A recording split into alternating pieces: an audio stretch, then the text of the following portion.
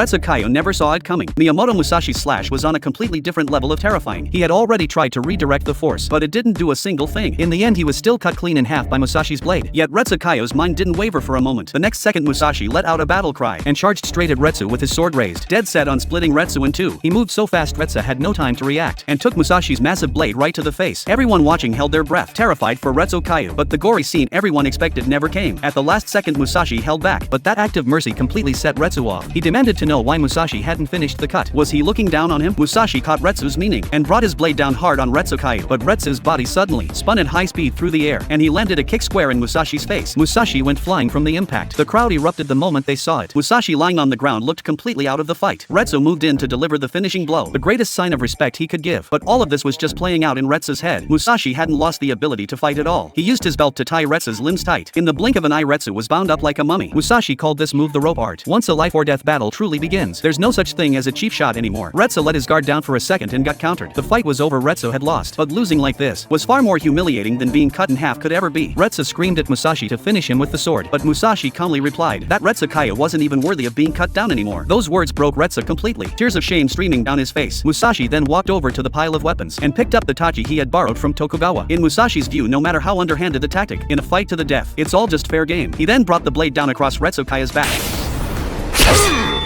Musashi decided it was time to hit Retszu with his signature slash, but when the blade came down, all it cut were the ropes binding Retszu and his hair tie. At that moment Musashi felt the fierce fighting spirit pouring off Retszu. He had deep respect for Retsu's martial path, but the next strike he was going all in. A moment later Musashi swung with full force. Retsu's body began spinning rapidly to absorb it. He deflected the blow and tried to counter, but Musashi came right back with another slash that chopped off his prosthetic leg entirely. In that moment Retszu hit a wall of despair. Not only had his counterattack been shut down, he couldn't even fully absorb Musashi's cut. Only then did the wound on Retszu slowly start to show. Even Musashi was a little surprised. He'd been sure that strike would split Retszu in two, yet somehow it had only left a shallow cut. Retszu had made peace with dying. He wanted Musashi to finish the cut that hadn't gone all the way. Retszu dropped into the same fighting stance as Peak. This stance offered no side movement, only a straight charge forward. In a flash Retszu rushed directly at Musashi. Musashi drew his blade, but Retszu blocked that full force strike with his bare fist. Musashi was genuinely shocked by what he was seeing. He couldn't believe someone had stopped his blade with nothing but flesh and bone. But in the end none of it mattered. Musashi drove his shoulder into Retszu and launched him into the air, and the instant Retszu came back down, Musashi unleashed everything he had and cut Retszu clean through the waist. In his final moments Retsu's mind drifted back through his memories. He'd had a question burning in the back of his mind for a long time. If you're cut down by a blade, does that mean everything is over? He always believed the martial artists who came before him were too afraid of weapons. He was convinced that as long as your head was still on you could fight back, but right now forget fighting back. Even standing was impossible. After holding on as long as he could Retszu finally went down.